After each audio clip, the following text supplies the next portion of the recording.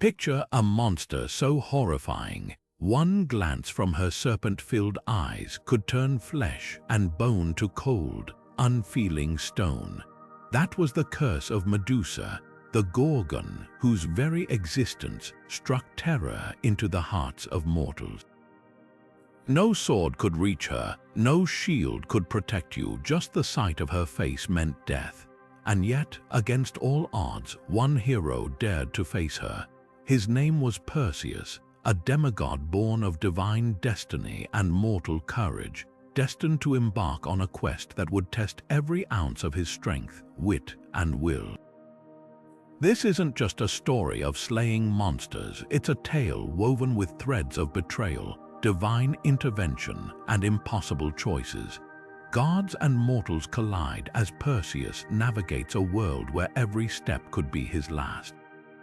From the wrath of a jealous king to the whispers of vengeful deities, his journey is a labyrinth of trials, each more perilous than the last. But what makes Perseus unlike any other hero isn't just his victories, it's how he triumphs. No brute force or blind luck here. His greatest weapon, cleverness, guided by the gods themselves. So how does a man, even one touched by the divine, survive a mission designed to be fatal? That's the heart of this legend. From the moment Perseus draws his first breath, his life is a chessboard for the gods. His enemies are nightmares made flesh. His allies just as unpredictable. Every gift he receives, a mirrored shield, winged sandals, a sword sharp enough to split fate itself, comes with a price. And as we unravel his story, you'll see why this isn't just about a hero's glory, it's about what it means to outsmart destiny. Strap in, because the myth of Perseus is a wild ride through the best and worst of Greek mythology, where every twist reminds us, even monsters have a story and even heroes bleed. King Acrisius of Argos thought he could outsmart the gods. That was his first mistake, when the oracle whispered a chilling prophecy that his own grandson would one day kill him. The king's fear twisted into cruelty. Instead of accepting fate, he locked his daughter Danae away in a bronze chamber, buried deep underground where no man could ever reach her. But in Greek mythology, walls built by mortals are no match for the whims of the divine. Zeus, the king of the gods, had other plans. He came to Danae not as a thunderbolt or a tempest, but as something far more unexpected, a shower of golden rain, seeping through the cracks in her prison, transforming despair into destiny. From that impossible union, Perseus was born, a child of both heaven and earth, his very existence a defiance of Acrisius's desperate scheme. Here's the cruel irony: the king's attempt to avoid prophecy only set it in motion. Fear made him reckless. When he discovered Danae with her infant son, his rage knew no bounds. He refused to believe a god could defy his will, so he cast them both into the sea in a wooden chest, certain the waves would swallow them whole. But the fates have a way of laughing at mortal arrogance. Instead of drowning, the chest carried mother and child to the island of Seriphos, where a fisherman named Dictys pulled them from the water, giving Perseus the humble beginnings no prophecy could erase. This is the heartbeat of Greek tragedy. The harder you fight destiny, the tighter its grip becomes. Acrisius's story isn't just about a king's downfall, it's a warning. The gods weave their designs in ways no vault or ocean can undo. And Perseus, his life begins as a paradox, a demigod washed ashore like driftwood, raised in obscurity, yet marked for greatness. Every step Acrisius took to erase him only carved his path clearer.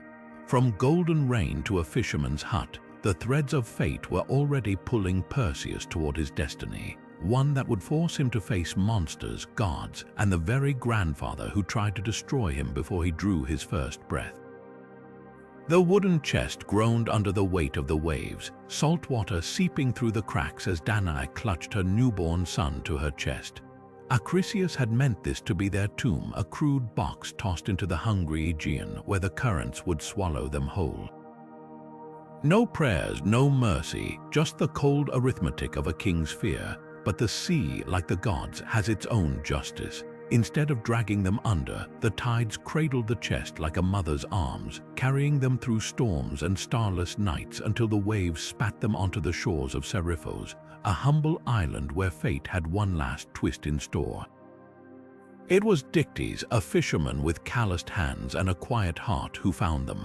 The morning sun glinted off the battered wood as he waded into the surf, expecting salvage, not a trembling woman and a child blinking up at him with eyes too wise for an infant.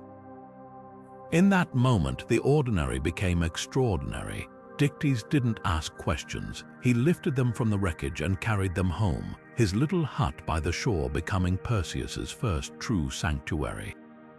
No palace, no gold, just the smell of salt and fishnets drying in the wind.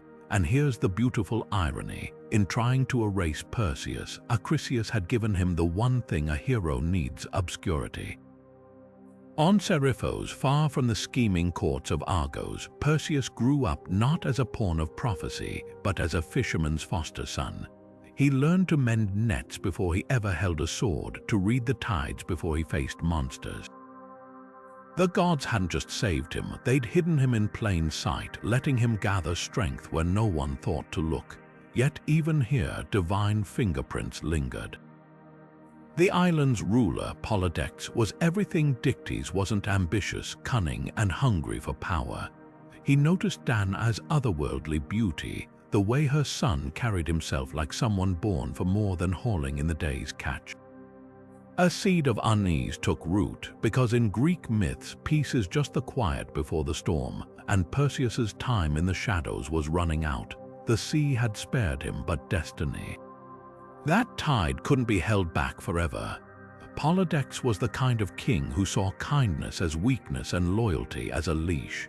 When his brother Dictys pulled two strangers from the sea, a woman with the bearing of a queen and a boy who moved like a storm was gathering in his bones, the king's smile hid a knife's edge. Dana's beauty was a problem. It drew his eye like a crow to glitter, but Perseus, that boy, was a threat waiting to happen. The king knew the stories, the way demigods had a habit of toppling thrones. So he played the long game, letting years pass, watching as Perseus grew from a quiet child into a young man who carried himself like the gods had whispered secrets in his ear. The trap was set with honey, not venom. Polydectes announced a grand feast demanding gifts from every man on Seriphos, not gold or jewels but horses, the ultimate symbol of wealth and power. Perseus, raised in a fisherman's hut, had nothing to offer. That was the point. "Bring me the head of Medusa," the king said, his voice slick with false sympathy, "and your debt will be paid." The court erupted in laughter. Everyone knew the Gorgon was a death sentence. No man who sought her ever returned, but Perseus, flush with youth and the unshakable pride of someone who didn't yet know how cruel the world could be, accepted. Here's what Polydectes didn't account for: the gods love a good underdog.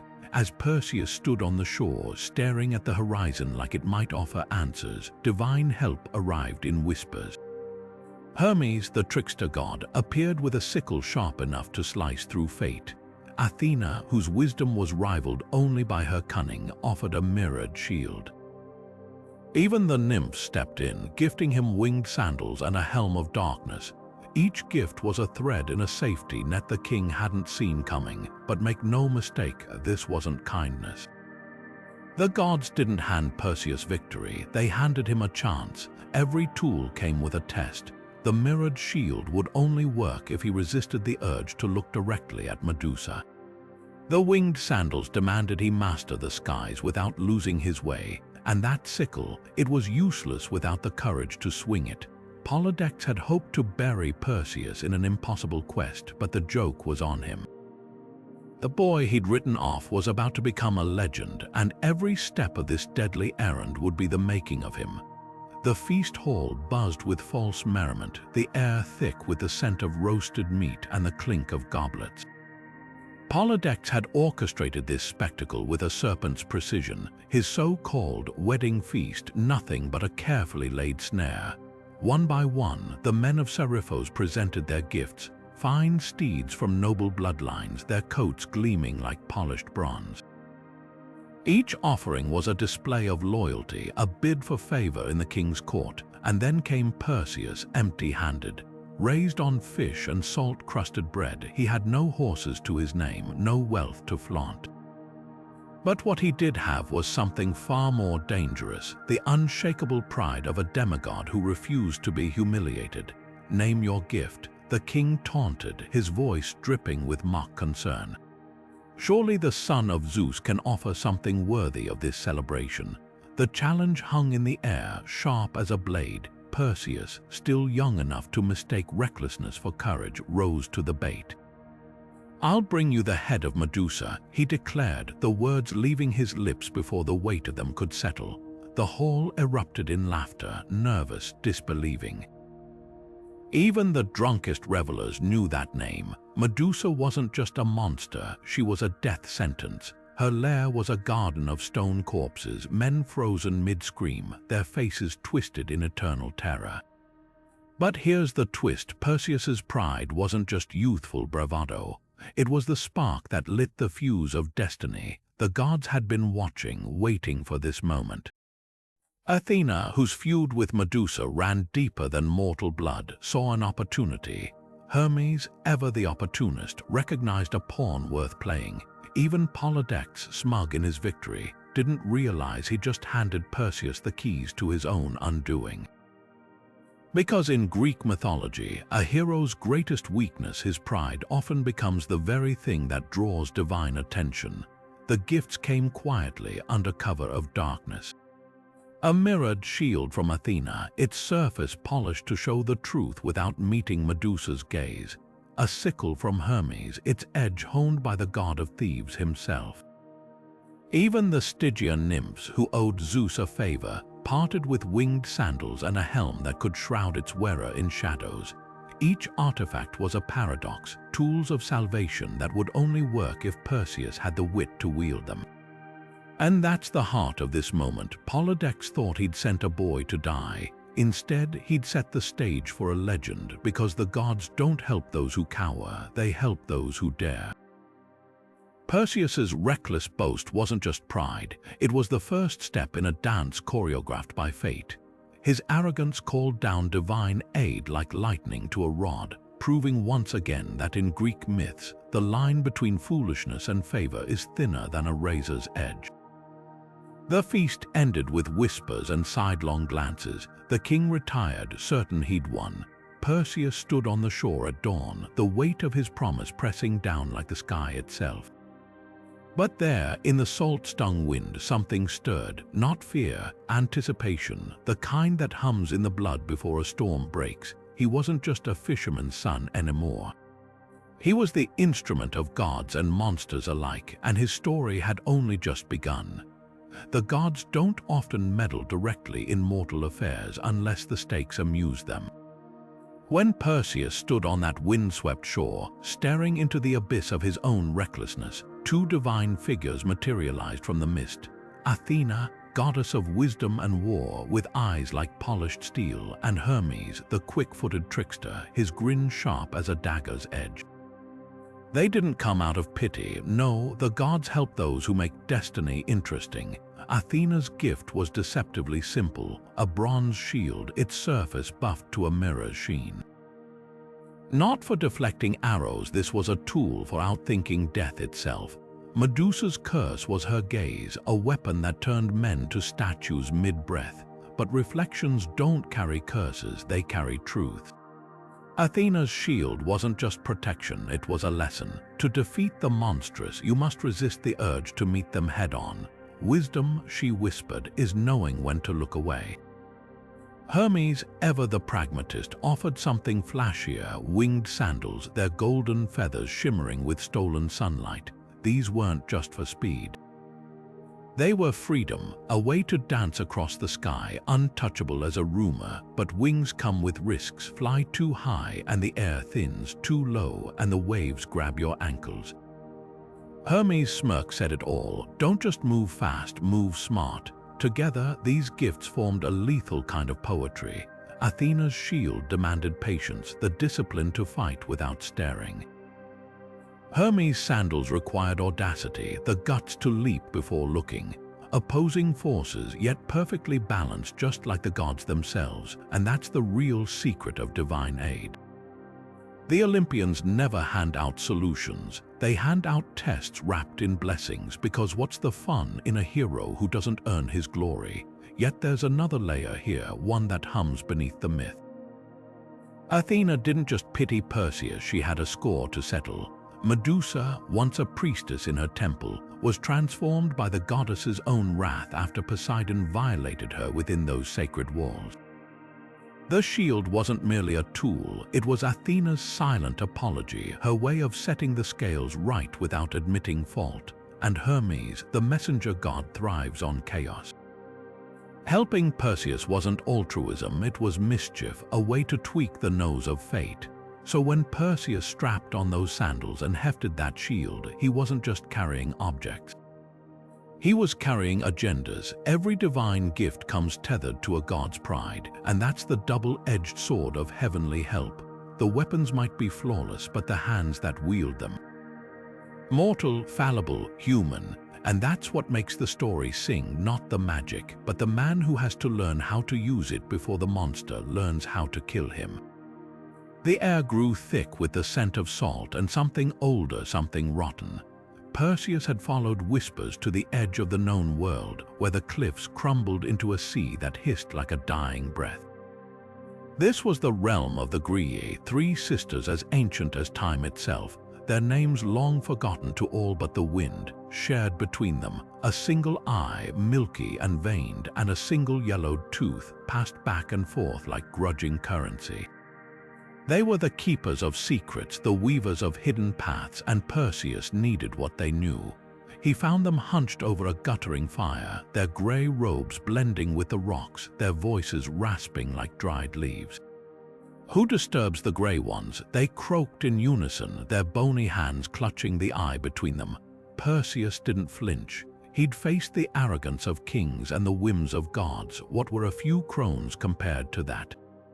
But brute force wouldn't work here. The Graeae had survived eons by being unkillable, not because they were strong, but because they were stubborn. So Perseus did something unexpected. He played a trick worthy of Hermes himself.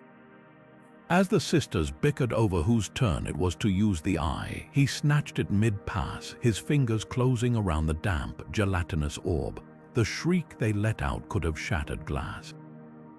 "Thief, monster," they wailed, their empty sockets darting blindly, but Perseus just grinned, dangling the eye just out of reach. "I'll return it," he said, "when you tell me where to find Medusa."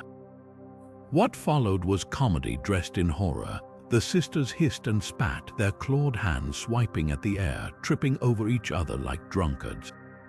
One accused another of dropping the eye, another wailed about betrayal. All while Perseus stood there, a demigod holding the world's most bizarre bargaining chip. Finally, with a groan of defeat, they relented, whispering directions to the Gorgons' lair in voices like grinding stones. This moment is myth at its most human. The Graeae weren't some grand, tragic figures. They were cranky old women, petty and ridiculous, and Perseus beat them not with strength but with sheer audacity. It's a reminder that even in the darkest tales, laughter lurks in the shadows, and when he tossed the eye back to them missing on purpose, just to hear them screech, you can almost imagine Hermes nodding in approval somewhere, because sometimes the best way to outwit fate is to treat it like a joke.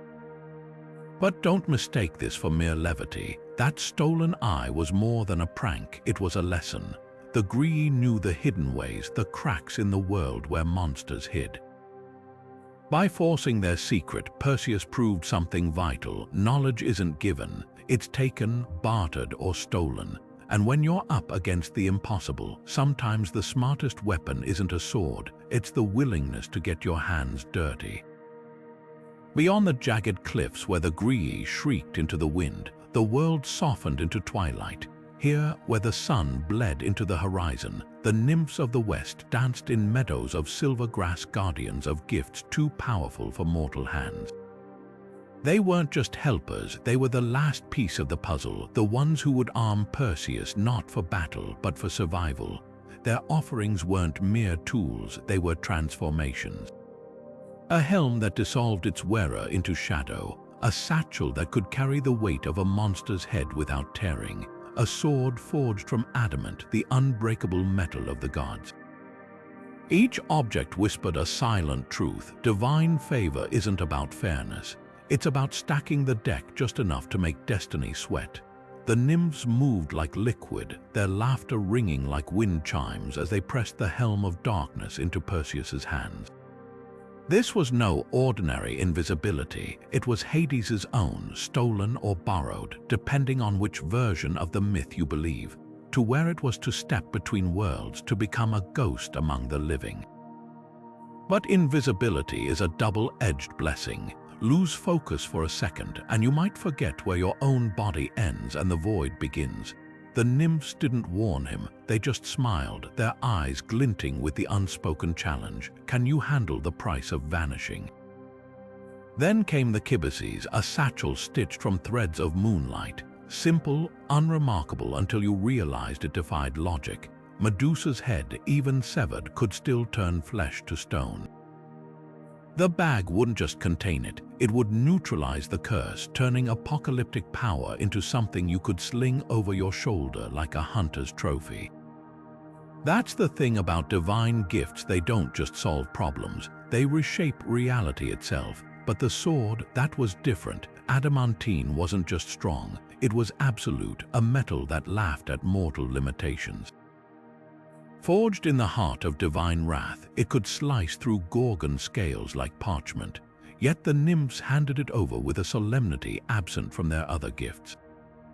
Because a blade this sharp doesn't just cut enemies, it cuts choices. Once drawn, there's no going back, and here's the kicker: none of these artifacts were random.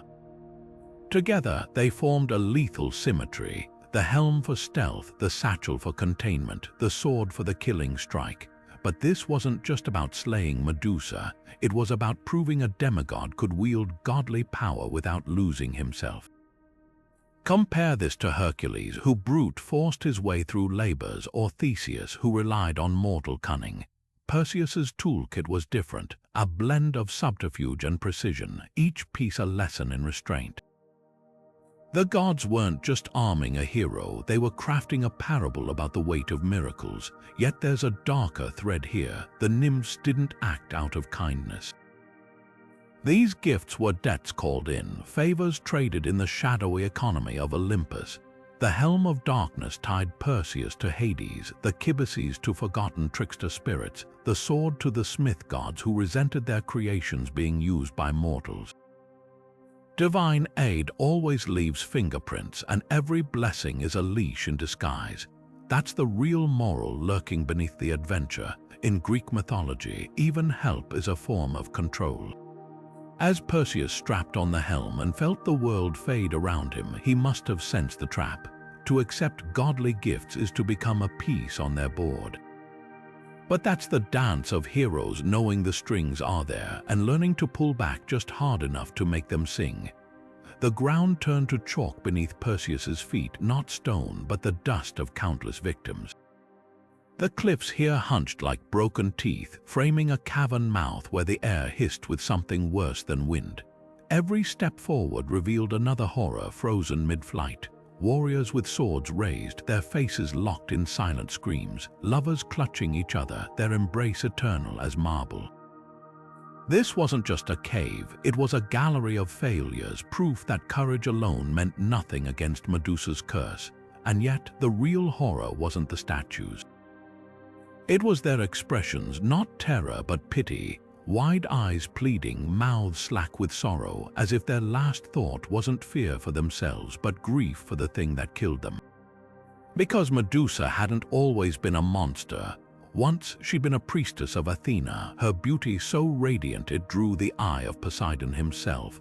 When the god of the sea violated her in Athena's own temple, the goddess didn't punish him. She cursed Medusa, twisting her hair into serpents and her gaze into death. The cruelty was poetic, the victim blamed, the abuser unscathed. Now her lair wasn't just a den of monsters, it was a monument to divine injustice. Perseus tightened his grip on the mirrored shield, his breath shallow. The cave exhaled a scent like wet copper and spoiled roses. Somewhere in that darkness, scales slithered over stone, and the faintest click-click of talons echoed, a sound that made his pulse hammer. He couldn't afford to blink. The legend said Medusa slept amidst her victims, her serpents coiled like a living crown. One misstep, one glance at her reflection too long, and he'd joined the stone garden forever. But here's what the myths often forget. Medusa's tragedy wasn't just her curse, it was her loneliness. Banished to this barren edge of the world, surrounded by the husks of men who'd come to kill her, she was trapped in a nightmare of her own survival. Every petrified corpse was another would-be hero who'd seen her as a trophy, not a person. Perseus, armed with Athena's gifts, was just the latest in a long line of blades sent her way. The cave's entrance yawned wider, shadows pooling like spilled ink. Somewhere inside, a single sob echoed human, raw, and utterly out of place. Was it the wind? A trick of the acoustics, or something far worse, the last flicker of the woman beneath the monster, weeping for the life she'd lost? Perseus hesitated. Heroes weren't supposed to doubt, but in that moment the weight of his mission twisted. This wasn't just about slaying a Gorgon. It was about ending a tragedy the gods had written long before he was born. The winged sandals hummed at his ankles, urging him forward. The helm of shadows waited to swallow him whole. Every gift he carried was a reminder. Destiny leaves no room for mercy. So he stepped into the dark, the shield's reflection glinting like a stolen moon, not just a weapon now, but a mirror to the cruelest truth of all. Sometimes the real monsters aren't the ones with fangs. They're the ones who made them that way. The cave exhaled a breath thick with the scent of damp stone and something sharper, something alive. Perseus edged forward, his muscles coiled like the serpents he knew writhed just beyond the darkness.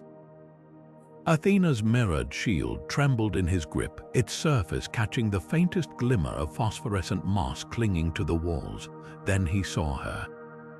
Medusa lay curled on a bed of shattered statues, her serpentine hair twining lazily in sleep. Even in repose, her power hummed through the air.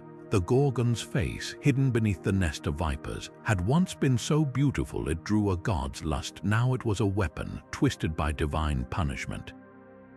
Perseus's throat went dry. One misstep, one accidental glance, and he joined the petrified ranks surrounding her. The shield's reflection became his lifeline.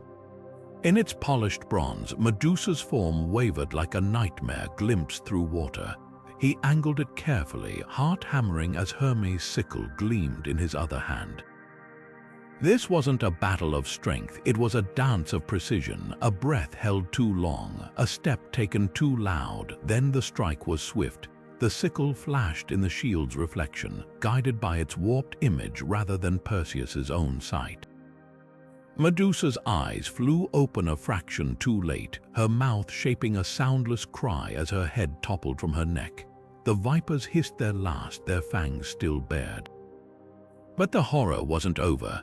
Blood hit the cave floor with a sizzle, and from it burst Pegasus, the winged horse, and Chrysaor, the golden giant, monstrous offspring of Poseidon's violation, born from their mother's death. The cavern trembled as Medusa's sisters, Athena and Uriel, awoke with shrieks that shook dust from the ceiling. Unlike Medusa, they were immortal, their wrath unending. Perseus didn't hesitate. He shoved the severed head into the kibbuces, its divine satchel neutralizing the curse, and vanished beneath the helm of darkness just as talons raked the space where he'd stood. Invisibility didn't mean safety. The Gorgons' wails sent fissures cracking through stone, their cries echoing with something beyond fury grief. They couldn't see Perseus, but they could smell his fear, hear the rustle of the winged sandals as he darted between stalagmites. This wasn't just an escape, it was a reckoning. The myths call it a hero's triumph, but look closer. Medusa never chose monstrosity. Her death was the final act of a tragedy written by gods who punished the victim instead of the perpetrator. Perseus burst from the cave into blinding sunlight, the weight of his prize heavy with irony. He'd outsmarted the impossible, but the cost lingered in his clenched jaw. Heroes slay monsters, but what happens when the monster was made, not born? The answer followed him in the distant screams of the Gorgons, a sound that would haunt the edges of his victories forever. Blood never just stains in Greek mythology, it transforms. When Perseus's sickle severed Medusa's head, her spilled blood didn't merely soak into the earth. It erupted. From those crimson pools surged two beings, fully formed and pulsing with unnatural life: Pegasus, the winged horse whose mane shimmered like starlight, and Chrysaor, a giant born clutching a golden sword already dripping with destiny. This wasn't just a grotesque spectacle, it was a grotesque miracle. The gods had designed Medusa's curse to be inescapable, but even they couldn't control what her death would unleash. Pegasus, sleek and thunderbolt fast, embodied paradoxes. A creature of air born from violence, his wings beat with the same rhythm as the waves that had birthed his father, Poseidon. Later myths would weave him into Bellerophon's tragic tale, the hero who rode him to slay the Chimera, only to plummet when ambition turned to hubris. But here, in this first trembling moment of existence, Pegasus was pure potential. His hooves barely touched the ground before he vaulted skyward, leaving Gorgon blood streaked across his feathers like war paint. The message was clear: monsters don't just die in these stories, they evolve. And then there was Chrysaor, the golden giant whose name meant sword of gold. Unlike his celestial brother, he emerged rooted in earth and metal, his very flesh a testament to the brutality of his conception. Where Pegasus soared, Chrysaor loomed, a living monument to the god who'd violated Medusa and the goddess who'd punished her for it. His later appearances in myth are sparse but telling. Father to the three-bodied Gorgon, another monster slain by Hercules in one of his labors. The cycle repeats, violence begets violence, and even in death, Medusa's legacy coiled through generations like the serpent she'd worn as a crown. This moment cracks open one of mythology's central truths. Nothing is ever truly wasted. Not blood, not suffering, not even the shattered remains of a cursed life. The Greeks understood that creation and destruction share the same heartbeat. From Medusa's severed neck sprang creatures of awe and terror, each carrying fragments of her story into new sagas. Pegasus became a symbol of poetic transcendence, Chrysaor a reminder that golden blades often cut deepest, but look closer. Their births weren't just symbolic, they were political. Poseidon's seed, buried in Medusa's violated body, finally bore fruit, proving once again that gods play long games. By letting his offspring spring forth in this grotesque baptism, Poseidon thumbed his nose at Athena, whose curse had backfired spectacularly. Every time Pegasus's shadow passed over a battlefield or Chrysaor's descendants clashed with heroes, it was a divine jab at the goddess who'd thought she could erase Medusa's lineage. And that's the real genius of these myths. They're never linear. Every ending spawns new threads, weaving an endless tapestry where even monsters leave heirs, and heroes are just temporary players in a drama written in blood and starlight. Perseus may have walked away with Medusa's head in a bag, but her children, they became legends in their own right, proof that in Greek mythology, no victory is ever complete and no horror ever truly ends. The coastline stretched barren beneath a bruised sky, the waves licking at jagged rocks like a beast testing its chains. Perseus flew low on Hermes' sandals, Medusa's head heavy in the kibices at his hip, until a glint of white against the cliffs made him freeze.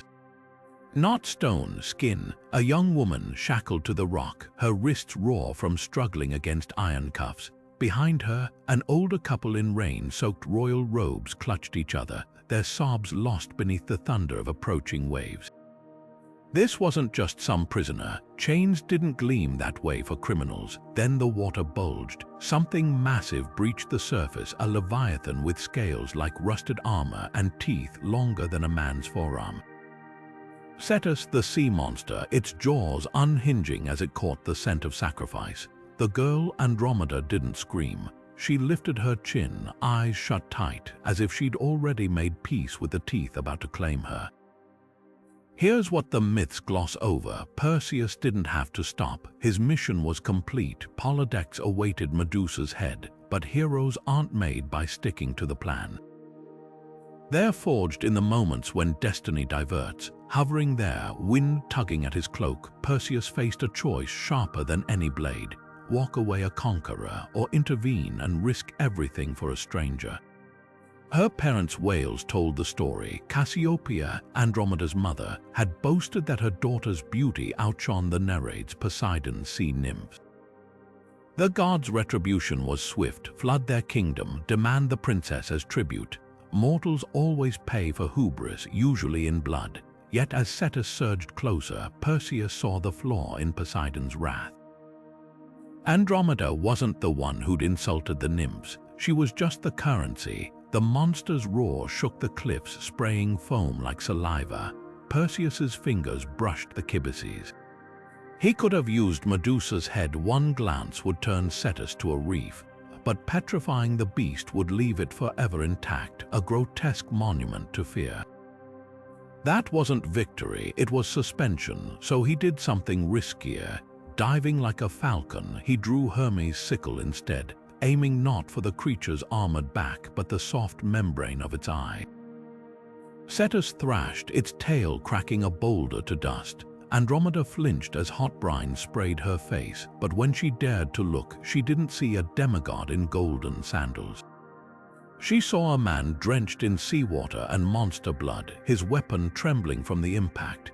This was the test the gods hadn't planned, not bravery in battle, that's easy when you're invincible, but courage to act when the stakes aren't yours, to fight a battle that won't earn you glory in any song. Perseus could have been halfway home by now. Instead, he was hacking at a beast that stank of rotting kelp, his wings snarled in seaweed, because some truths transcend quests. Chains are meant to be broken, and no one deserves to be sacrificed for another's arrogance. As Cetus's carcass sank, staining the waves black, Andromeda's father fumbled with the shackles. The gratitude in his voice was edged with something darker: relief, yes, but also shame. They'd chained their own daughter. Perseus said nothing. He just wiped his blade on the wet sand, watching the horizon where Pegasus had vanished earlier. Some silences speak louder than victory feasts, because real heroism isn't just about slaying monsters. It's about forcing kings to meet their own reflections in the aftermath. The moment Perseus's sandals touched the blood-slicked rocks, the world narrowed to one unbearable sight: Andromeda's dark eyes wide with terror. Her lips parted not in a scream but in silent resignation. He just carved his way through a sea beast's flesh, yet it was this stillness that undid him. The myths call it love at first sight, but that's too simple. What surged through Perseus wasn't just attraction, it was recognition. Here was another soul trapped by forces beyond their control, another pawn in the gods' games. And when her parents, still trembling from their cowardice, offered him gold, lands, anything for their daughter's life, he shocked them all by asking for something far more dangerous: her. Not as property, though the ancients would frame it that way. No, Perseus's demand was a rebellion. Andromeda had been chained by her own blood, promised to her uncle Phineus like a bargaining chip in some dynastic scheme. By claiming her hand, Perseus wasn't just playing gallant rescuer, he was upending the entire rotten system. His winged sandals might have carried him away from Seriphos, but his heart tethered him to this cliffside, to this princess who smelled of brine and defiance.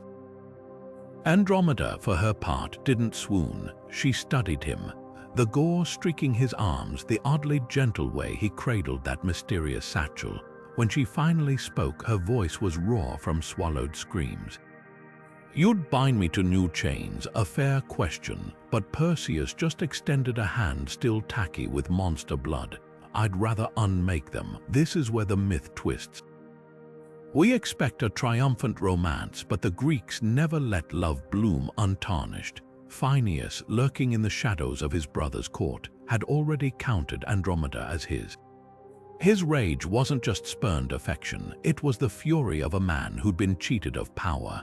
The betrothal had been political cement binding two branches of the royal line. Now some demigod stranger with storm-tossed hair and a butcher's grin threatened to crack the foundation. Watch how the tone shifts, the adrenaline of battle fades, replaced by something far messier, human hearts clashing.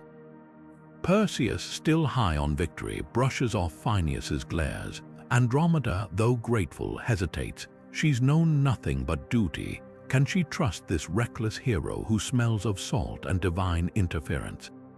The air between them thrums with unspoken questions, the kind that don't belong in ballads. And that's the genius lurking beneath this love story. Greek myths rarely celebrate pure romance. They expose it raw, complicated, tangled with politics and trauma. Perseus's infatuation might have been instant, but Andromeda's trust would be earned slowly, in the quiet after the monsters were gone. Their union wasn't an ending, it was the first strike in a war neither had fully grasped, because in these tales, wedding vows are just another battlefield, and the greatest threats often wear human faces. The sea erupted like a torn wound as Cetus surged forward, its maw wide enough to swallow ships whole. Andromeda's scream was lost in the roar of its breath, a stench of rotting fish and brine-soaked decay. Perseus didn't have time for strategy. Instinct took over. His fingers brushed the kibices, feeling the terrible weight of Medusa's head within. One slip, one accidental glance, and he'd join the cliffs as another statue. But the monster's lunge was already in motion, its teeth glinting like cracked ivory. Then a gamble. Instead of drawing his sword, Perseus tore open the satchel just as Cetus's shadow engulfed him.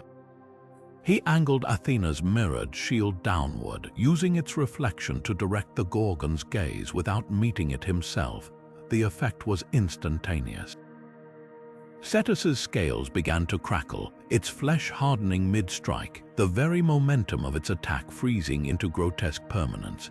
The monster's last roar became a choked rasp as stone crept up its throat, until what had been a living terror was now a jagged outcrop in the shallows, waves breaking against its petrified ribs.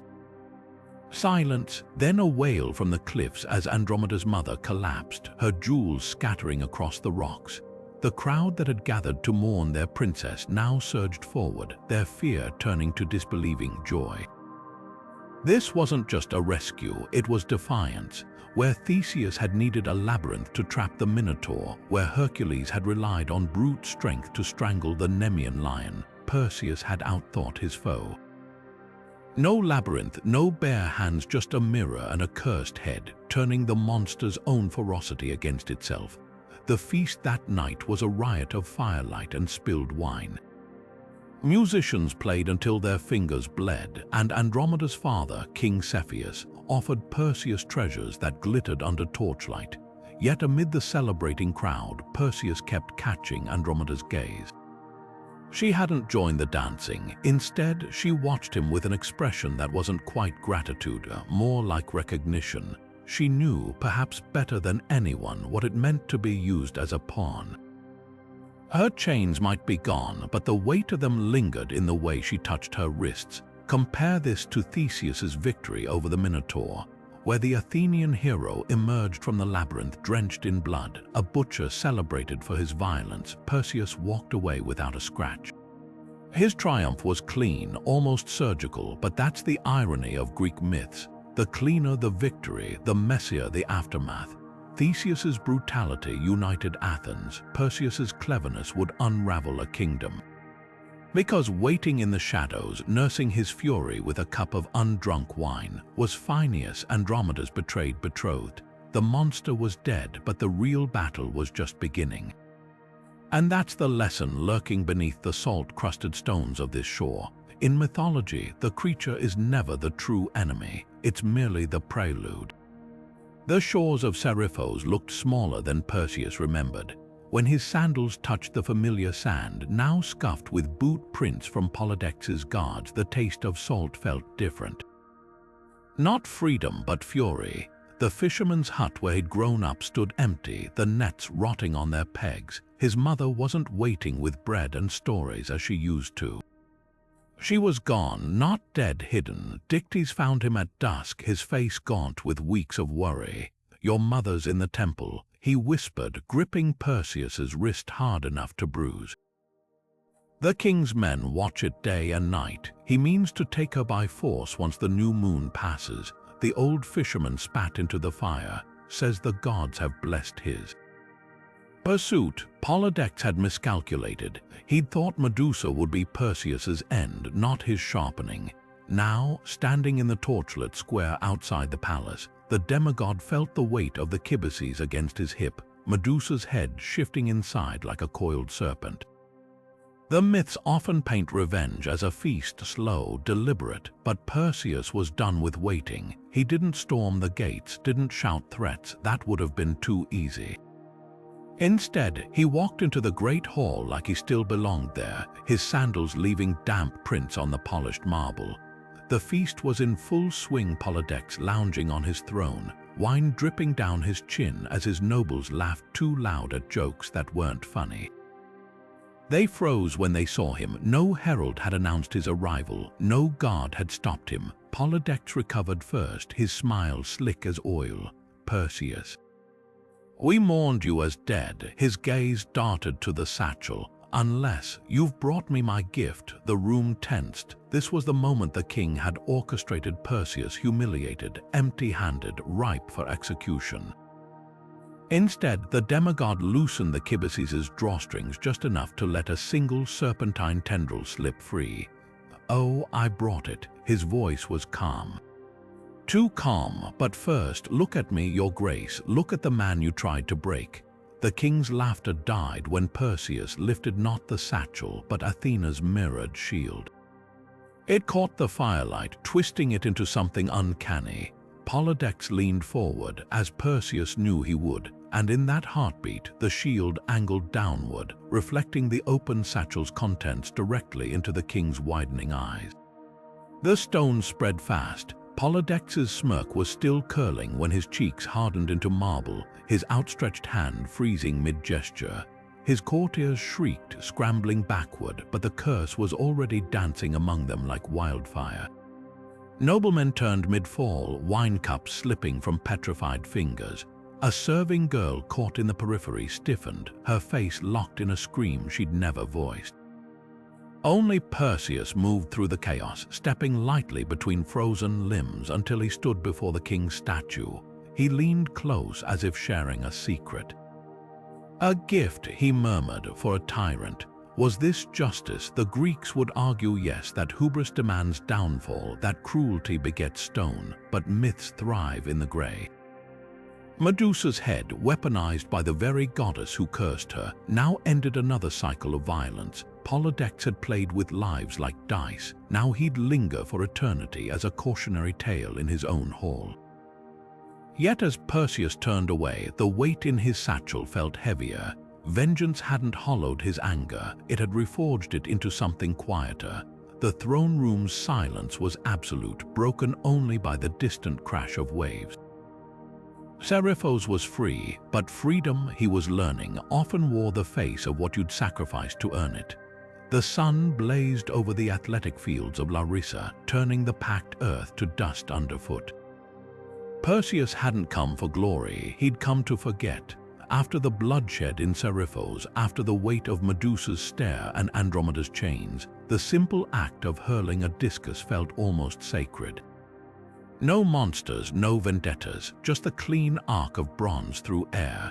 Yet the fates have a way of weaving their threads into even the most ordinary moments. His grip on the discus was firm, his stance balanced muscle memory from years of training on Seriphos's rocky shores. The crowd's cheers faded to a distant hum as he spun, channeling his strength into the throw. The discus sang as it left his fingers, spinning like a tiny sun across the field. Then, a gasp, a cry, the sickening crunch of metal meeting flesh. An old man crumpled near the edge of the field, his white robe stained scarlet. The discus had struck him square in the temple, killing him instantly. As the crowd surged forward, someone screamed a name that turned Perseus's blood to ice: Acrisius. The king of Argos, his grandfather. Here's the cruel joke of prophecy: it doesn't need malice to fulfill itself.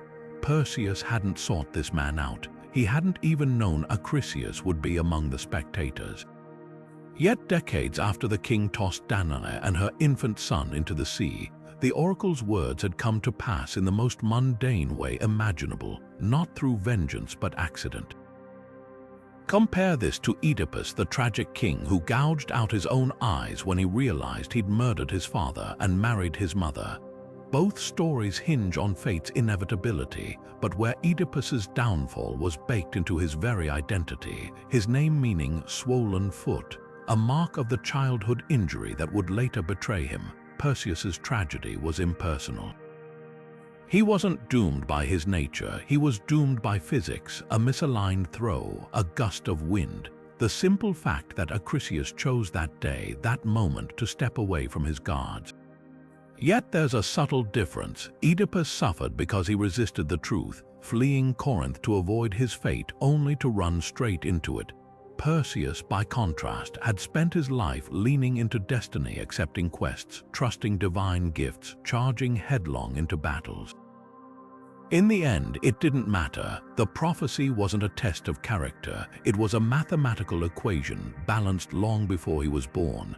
The crowd's shouts turned to murmurs as Perseus knelt beside Acrisius's body. No rage here, no cosmic justice. Just an old man's slack face, his wrinkles smoothed in death. The king had spent his life running from this moment, building bronze chambers and casting infants into waves. And for what? The fates didn't chase you, they just waited. As the competitors carried Acrisius away, Perseus stared at his hands. The same hands that had slain monsters, rescued maidens, held Andromeda's trembling fingers.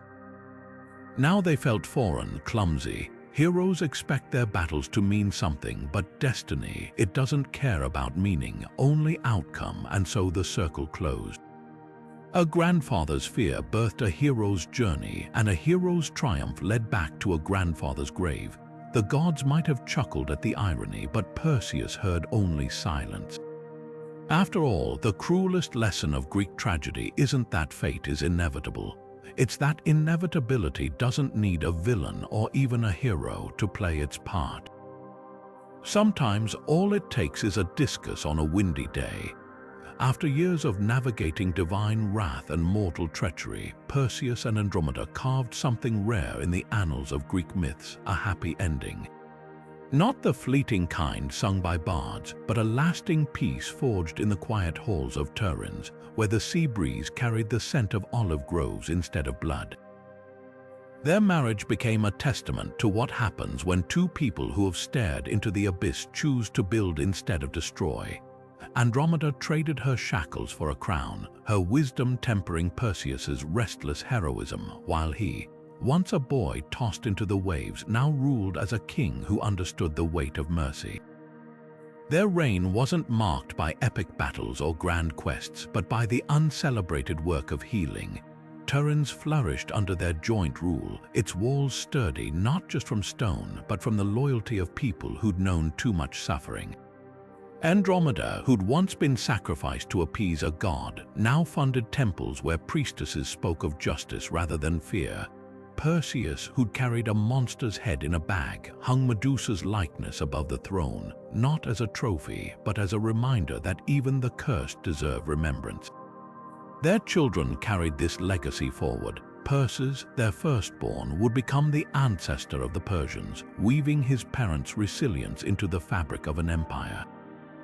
Alcaeus, Esthenelus, and Helios founded dynasties of their own, their bloodlines threading through Greek history like gold through stone. But the true triumph wasn't in lineage, it was in the ordinary moments. Perseus teaching his sons to read tides instead of sword strokes, Andromeda weaving stories of her rescue into lullabies, softening the horror into lessons about courage. Compare this to the fates of other Greek heroes: Hercules, consumed by his own rage; Theseus, abandoned on an island; Jason, dying alone beneath the rotting hulk of the Argo. Perseus and Andromeda's story stands apart because they learned from their trials instead of being destroyed by them. The chaos of Gorgons and sea monsters gave way to a kingdom where the measure of a ruler wasn't conquest but the ability to mend. Yet even here, the myths whisper a bittersweet truth. No hero escapes unscathed. When Perseus finally died, not in battle but peacefully, as an old man surrounded by grandchildren, the gods honored him by placing him among the stars. Andromeda joined him there, her constellation forever beside his in the night sky. A poetic end, yes, but also a quiet rebellion. Mortal lives fade, but their light lingers, just as the myths they inspired outlasted marble and monarchy. A couple who defied monsters and fate now gleamed overhead, a reminder that even in a world of capricious gods and inevitable tragedies, some bonds outshine eternity. Even severed, Medusa's head refused to rest. Perseus, no stranger to divine irony, knew better than to keep such a weapon in mortal hands. With the Gorgon's lifeless gaze still burning through the satchel's fabric, he journeyed to Mount Olympus and laid his grisly trophy at Athena's feet, not as tribute but as closure. The goddess who'd once cursed Medusa now accepted her head as a sacred relic, embedding it in the center of her aegis, that legendary shield fringed with serpents and draped across the god's armor like a second skin. Here's the paradox: the aegis, already a symbol of divine protection, gained new power through the very thing it was meant to ward against. Medusa's severed head, mounted on Athena's shield, became both weapon and ward, a nightmare repurposed as a guardian. Enemies who faced the aegis in battle didn't just see a Gorgon's face, they saw the consequences of defiance. The message was clear: cross the gods, and even death won't spare you from being turned against your own kind. But the myths whisper a darker truth. Athena didn't just neutralize Medusa's curse, she weaponized the victim's suffering. When Perseus used the head to petrify his foes, it was justice. When Athena wielded it, the act became propaganda. The aegis didn't just protect, it terrified, reinforcing the idea that divine punishment was eternal and inescapable. Mortals who dared challenge Olympus would find themselves frozen in stone, their likenesses joining Medusa's garden of victims. This symbolism bled into the mortal world. From Corinth to Sparta, terracotta amulets bearing the Gorgon's face appeared above doorways, carved into armor, even stamped on coins. People called it the Gorgonean, a charm to ward off evil by mirroring its own horror. The irony would have made Medusa weep. The monster they feared had become the talisman they clung to for safety. Her curse, meant to isolate and destroy, was now a communal shield. Yet the stories don't end there. In one lesser-known hymn, a sailor caught in Poseidon's storm swears he saw Medusa's eyes flash from the clouds, not with malice but sorrow. Another fragment describes how blood from her severed veins seeped into Libyan sands, birthing venomous snakes that would later plague the Argonauts. Even lifeless, her influence rippled through the world, a testament to how trauma outlives its source. Athena's aegis might have claimed Medusa's visage, but the Gorgon's legacy was too vast for any god to fully contain. Every time a soldier trembled before that shield, every time a mother hung a Gorgon amulet over a cradle, they proved the same unsettling truth: some power can't be buried. It lingers, transforms, and like stone under a chisel takes on new shapes, but never truly dies. The night sky was never just stars to the Greeks. It was a canvas where heroes and monsters alike were etched in starlight for eternity. When Perseus and Andromeda finally escaped their earthly trials, the gods didn't just grant them peace. They lifted them into the heavens, weaving their stories into constellations that would outlast empires. Perseus, forever frozen mid-stride with the shimmering curve of Cassiopeia's throne beside him, Andromeda chained to her celestial rock once more, but this time as a guide, not a sacrifice. Even Cetus, the sea monster, writhes eternally among the stars, its jaws forever gaping beneath Andromeda's feet. This wasn't just myth-making, it was ancient GPS. Sailors navigating the wine-dark Mediterranean used these star patterns like a divine roadmap. The curve of Perseus's arm pointed toward the North Star, while Cassiopeia's distinctive W shape helped Phoenician traders steer clear of rocky coasts. Every culture saw different shapes in the stars, but the Greeks, they saw drama. The constellations weren't random dots, they were chapters in a cosmic epic, reminders that the gods were always watching. The irony is delicious. Perseus, who'd spent his life battling forces larger than himself, became part of the very fabric of the universe. His constellation, anchored by the brilliant star Algol, whose name comes from the Arabic Algol, meaning the demon, pulses in a way ancient astronomers found unsettling. They called it the demon star because it dims and brightens unpredictably, as if Medusa's severed head still blinks from the afterlife. Even in victory, Perseus couldn't escape the echoes of his greatest battle. Andromeda's constellation tells its own story. Her stars form a graceful arc, arms outstretched as if still waiting for rescue. But here's the twist: she's the largest constellation in the northern sky. A poetic upgrade for a princess once reduced to a bargaining chip.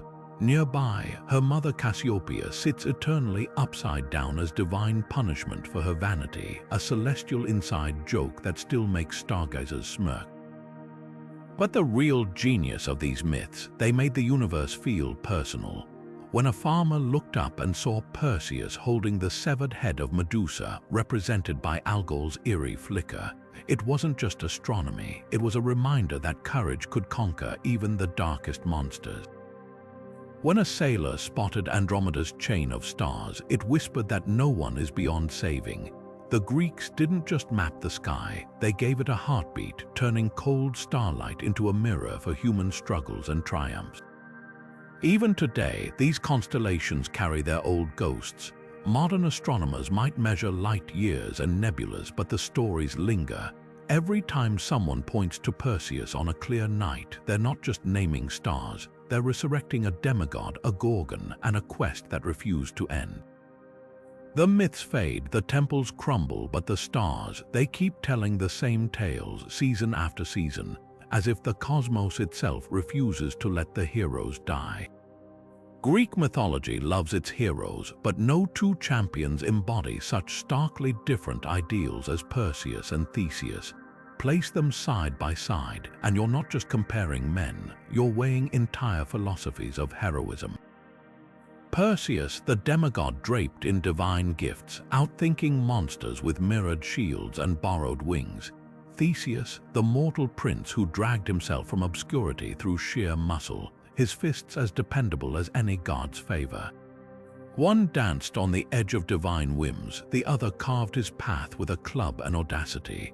So who wins the title of ideal hero? The answer depends on what you think makes a legend. Take their greatest feats. Perseus faced Medusa not with brute force, but with artifacts and cunning Athena's shield to avoid her gaze, Hermes' sickle for the killing stroke, Nymph given sandals to escape her sisters. His victory was a masterclass in lateral thinking, proving brains could outmaneuver even the deadliest curses. Theseus, when he marched into the labyrinth, he brought no enchanted tools, just a ball of thread and the sort of confidence that comes from never having lost a fight. Where Perseus relied on preparation, Theseus thrived on instinct, strangling the Minotaur bare-handed because why complicate things? The contrast couldn't be clearer. One hero stacked the deck with divine help, the other bet everything on his own strength. Yet dig deeper, and their stories reveal surprising parallels. Both were sons of kings and gods, Perseus fathered by Zeus, Theseus claiming Poseidon's blood, yet their legacies diverged wildly. Perseus embraced his hybrid nature, weaving between mortal and divine realms with ease, his triumphs celebrated but never politicized. Theseus, his heroism was deeply Athenian, a propaganda piece for the rising city-state. Where Perseus rescued Andromeda as a personal act of defiance, Theseus's slaying of the Minotaur became a national myth, symbolizing Athens' dominance over Crete. One hero's deeds felt intimate, the others deliberately epic. Then there's the aftermath. Perseus retired relatively unscathed, ruling Tiryns alongside Andromeda, his lineage flourishing. Theseus's story curdled into tragedy, abandoning Ariadne, losing his throne, dying betrayed and alone on a foreign shore. The difference speaks volumes. Perseus's reliance on divine aid might seem like cheating to modern audiences, but it saved him from the hubris that destroyed Theseus. The Athenians' brute strength became his undoing. His confidence, once an asset, hardened into arrogance.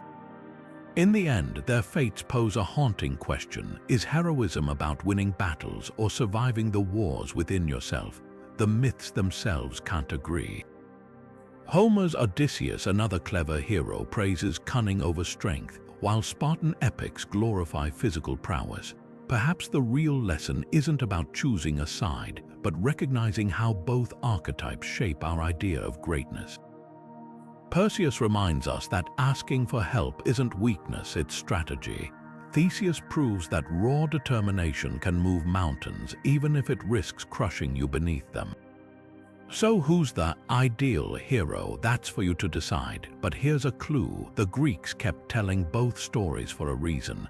Sometimes the most powerful myth is the one that refuses to give easy answers. For centuries, Medusa's story was told as a cautionary tale, a monstrous woman whose gaze turned men to stone, a creature to be slain, not understood. But peel back the layers and you'll find something far more unsettling. The original myth isn't about a monster at all. It's about a victim. Ovid, the Roman poet, was the first to give Medusa a voice in his Metamorphoses, and what he revealed was a tragedy dressed as a horror story. Before the snakes, before the curse, Medusa was a priestess of Athena, devoted and devout, with hair so lustrous it drew the eye of Poseidon himself. When the sea god cornered her in Athena's temple and violated her, the goddess didn't punish him, she punished Medusa, twisting her beauty into something grotesque, transforming her into a creature so terrifying no man would ever dare approach her again. This twist changes everything. Athena's curse wasn't justice, it was betrayal. Medusa's monstrous form wasn't a punishment for wickedness, it was a life sentence for surviving. Ovid's version resonates painfully with modern conversations about victim blaming, where survivors of assault are shamed, silenced, or disbelieved. Medusa's snakes weren't just a curse, they were a shield, a way to ensure no one could hurt her again. Her petrifying gaze, the last defense of a woman who'd learned the hard way that the world wouldn't protect her. Contemporary retellings have seized on this interpretation, reframing Medusa not as a villain but as a symbol of resilience. Feminist writers and artists have reclaimed her image, portraying her as a figure of empowerment rather than terror. Take Margaret Atwood's poem, Medusa, where the Gorgon's voice drips with weary defiance. I was once a woman / I tell you, even now / I'd rather be a woman. Or the viral #MeToo Medusa movement, where survivors shared their stories alongside images of her face, turning the Gorgon into an icon of solidarity. Even modern adaptations like Stone Blind by Natalie Haynes or Medusa's Wake by Emily Hauser reimagine her as a tragic heroine, her monstrosity a reflection of the world's cruelty rather than her own. The most striking reinterpretation, though, lies in the way Medusa's story mirrors real-world trauma. Like so many survivors, she was gaslit, told her suffering was her fault, her body a thing to be feared. Athena's curse echoes the insidious way societies often treat victims. If you're dangerous, maybe they'll leave you alone. But here's the heartbreaking truth. Medusa's power came at the cost of her humanity. She became what they said she was, a monster, because it was the only way to survive. Yet even in this darkness there's defiance. When Perseus beheads her, her blood births Pegasus, the winged horse, a creature of freedom and transcendence. It's as if the myth itself whispers that from trauma, something beautiful can rise. Modern retellings latch onto this hope, portraying Medusa's legacy not as one of fear but of transformation. Her face, once a weapon against her, now adorns protest signs and feminist artwork, a reminder that sometimes the things meant to break you can become your strength. The shift in Medusa's narrative isn't just about rewriting an old myth. It's about questioning who gets to define monstrosity. For centuries, her story was told by the victors, the heroes, the gods who wronged her. Now, finally, she's getting a different ending, not as a cautionary tale, but as a mirror held up to the world, asking, who's the real monster here? From the marble halls of ancient Greece to the neon glow of Hollywood, Perseus has never truly left the stage. His story, once etched on temple walls and whispered by bards, now flickers across screens in blockbuster adaptations like Clash of the Titans, where the demigod trades his mythological nuance for CGI spectacle. The 1981 original played fast and loose with the myths, turning Medusa's tragic origins into a straight-up monster feature, while the 2010 remake amped up the action but sanded down the moral gray areas, framing Perseus as a brooding demigod torn between worlds. Both versions keep the bones of the legend, the Gorgon, the rescue, the divine favor, but strip away the complexities that made the original tale so haunting. Missing the uncomfortable truth that Medusa was a victim before she was a villain, or that Perseus's heroic quest was entangled with gods playing chess with mortal lives. Literature hasn't fared much better, at least not in mainstream retellings. Rick Riordan's Percy Jackson series nods to Perseus, even sharing his name with its protagonist, but flattens his arc into a template for young adult heroics. Compare that to Madeline Miller's Circe, which reimagines mythological figures with psychological depth, and you realize how rarely Perseus gets the same treatment. The gaming world, though, has taken surprising liberties. In God of War Roman II, Perseus appears as a preening, arrogant foil to Kratos, a far cry from the clever underdog of myth. Meanwhile, indie games like Hades weave his legacy subtly into their lore, letting players glimpse Medusa's softer side as the tragic nymph Medusa. What's fascinating isn't just how Perseus changes across mediums, it's why. Modern storytelling craves clear heroes and villains, so Andromeda's chains become a damsel in distress trope instead of a critique of sacrificial politics. The gods' manipulations get rewritten as straightforward mentor roles, scrubbing away the uncomfortable truth that Athena helped Perseus partly to settle her own grudge against Medusa. Even the infamous bag of holding trope in RPGs can trace its roots to Perseus's kibices, yet few players realize its origin story involves divine bureaucracy and cursed artifacts. Yet there are glimmers of hope. Recent feminist retellings like Natalie Haynes' Stone Blind push back against simplified versions, restoring Medusa's humanity and Perseus's moral ambiguity. Even in pop culture's shallowest waters, the old bones of the myth still rattle. When a Clash of the Titans sequel casually name-drops the Graeae, it's a wink to the deeper lore, proof that these stories refuse to be fully tamed. The lesson: Perseus endures not because he's a perfect hero, but because his tale is elastic enough to stretch from campy action flicks to searing social commentary. Cut off one head and two more grow back, much like the Gorgon herself. The ruins of Mycenae crouch on a barren Greek hillside, their massive stone walls still whispering of a time when kings walked where tourists now tread. These crumbling cyclopean blocks, so thick they were said to be built by giants, might hold the key to unraveling how a Bronze Age chieftain became the legendary Perseus.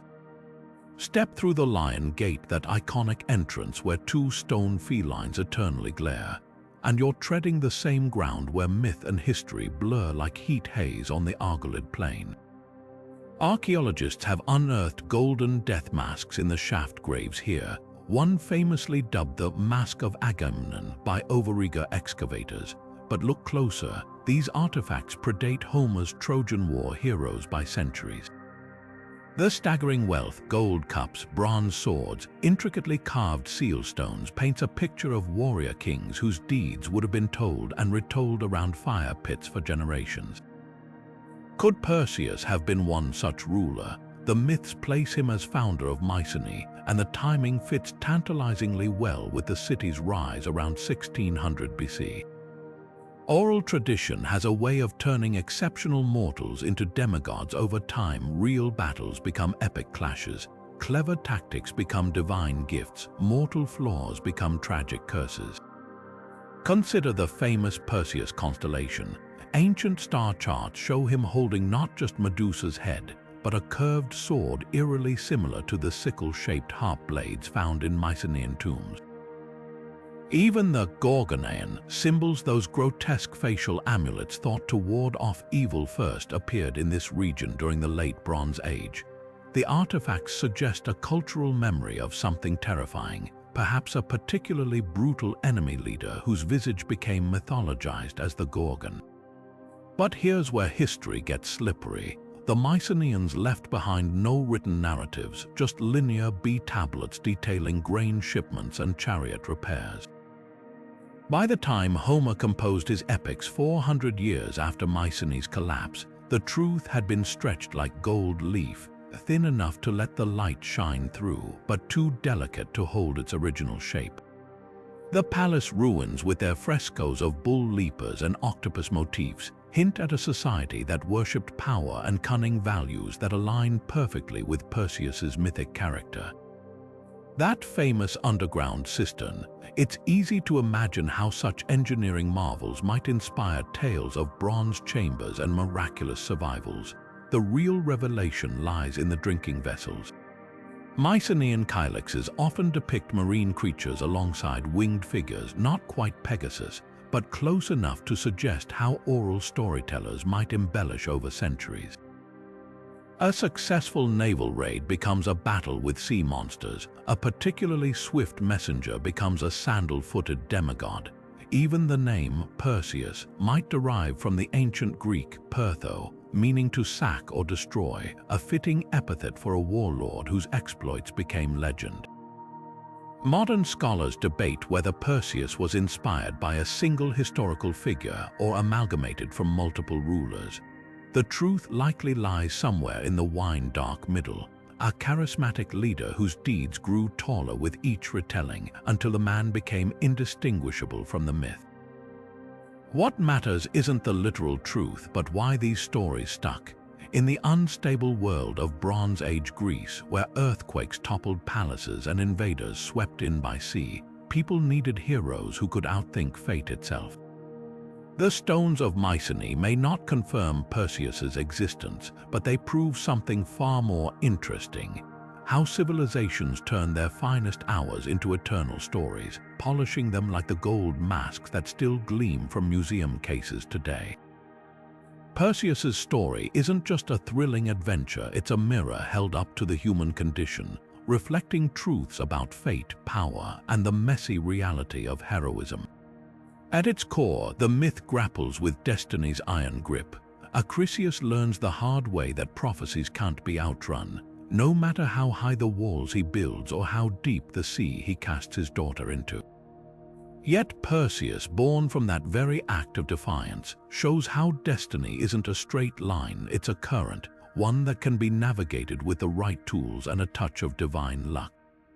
The gods gave him wings, but he had to choose when to take flight. Divine favor, that glittering double-edged sword, plays just as crucial a role.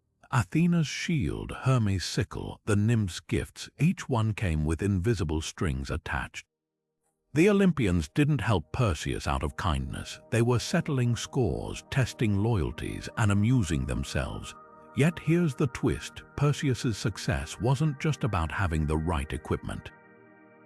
It was about knowing when to use it. The mirrored shield only worked if he resisted the urge to look directly at Medusa. The winged sandals were useless without the courage to leap. Divine gifts, the myth whispers, are only as powerful as the mortal wielding them. But the real revelation lies in Perseus's moral complexity. Unlike Hercules, whose tragedies stem from uncontrolled rage, or Theseus, undone by arrogance, Perseus operates in shades of grey. He beheads Medusa, a victim-turned-monster without hesitation, yet shows unexpected tenderness toward Andromeda, recognizing her as more than a prize. He avenges his mother with Medusa's petrifying gaze, turning Polydectes' court to stone, yet later balks when the same power could have easily dispatched Cetus.